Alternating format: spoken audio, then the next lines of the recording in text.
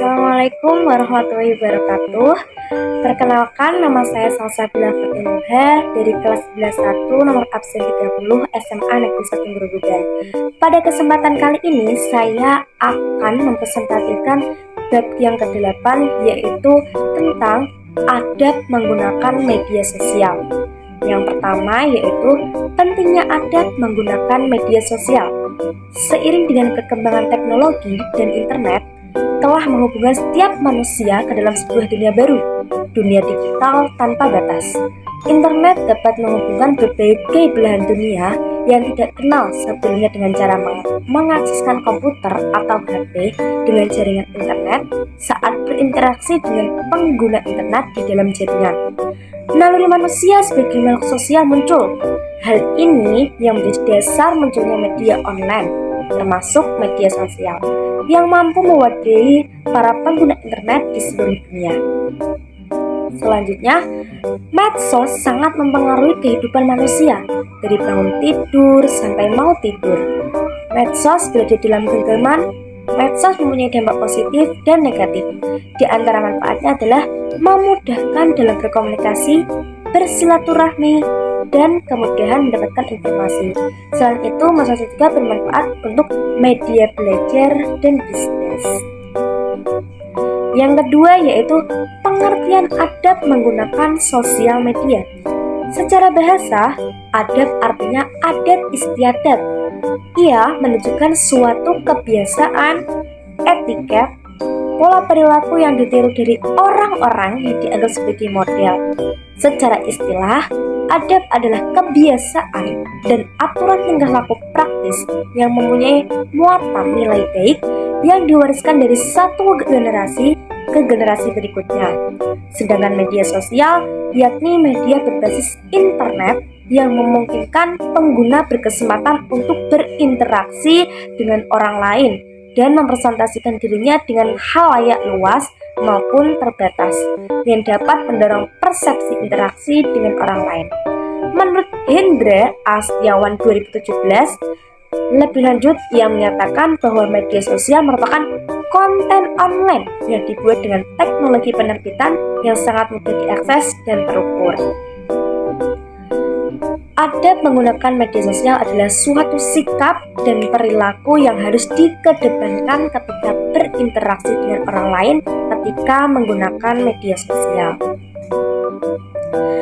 Pada yang ketiga ini ada sebuah dasar, yaitu dasar nakli. Meskipun zaman Nabi Muhammad SAW belum ada media sosial, tetapi rambu-rambu dalam berinteraksinya diajarkan dalam Al-Quran dan hadis. Di antara dalil nakli tentang menggunakan media sosial terdapat dalam Quran surat Al-Hujurat ayat 6 berikut ini. A'udzu billahi minasyaitonir rajim. Bismillahirrahmanirrahim. Ya ayyuhalladzina amanu in ja'akum fasikum binaba'in fatabayyanu an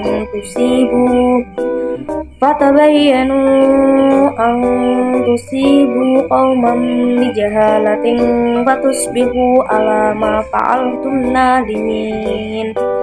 Artinya, wahai orang-orang yang beriman, jika seseorang yang fasik datang kepadamu membawa suatu berita, maka telitilah kebenarannya agar kalian tidak mencelakakan suatu kaum karena kebodohan atau kecerobohan, yang akhirnya kamu menyesali perbuatan itu.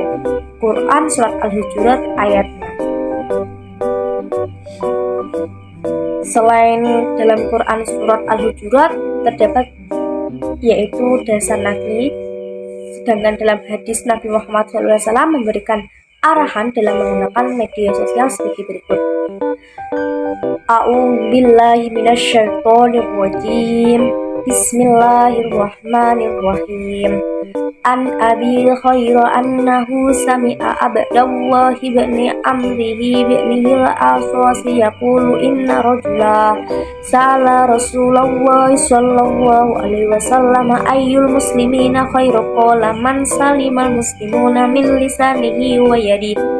Artinya, dari Abu Al-Khair bahwa dia mendengarkan Abdullah bin Amr bin Al-As keduanya berkata, sesungguhnya seorang laki-laki bertanya kepada Rasulullah SAW, Muslim yang bagaimana yang paling baik?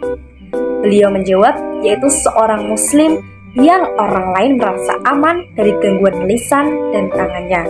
Hadis riwayat Muslim.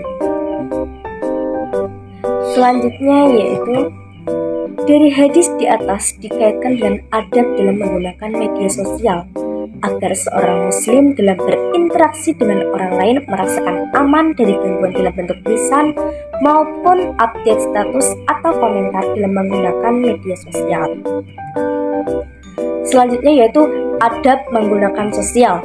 Adab dalam menggunakan media sosial diantaranya adalah 1. Niat yang baik, 2. Memilih teman yang baik, 3. Meneliti kebenaran informasi yang diterima, 4. Menyampaikan informasi tanpa rekayasa atau manipulasi, 5. Mengajak kepada kebaikan, 6. Menyampaikan informasi atau memberikan komentar sebaiknya dengan cara yang baik, 7. Dalam menggunakan media sosial, hindarilah bahasa yang menyinggung atau menyakiti ataupun menghina orang lain, 8. Yaitu bersikap bijak, dan yang ke-9 dapat mengambil hikmah. Contoh penerapan karakter dalam adab media sosial. Yang A yaitu dalam berinteraksi di media sosial saling menghormati dan menghargai antar anggota grup atau netizen. Gunakan bahasa yang santun, tidak menyinggung perasaan anggota dalam media sosial.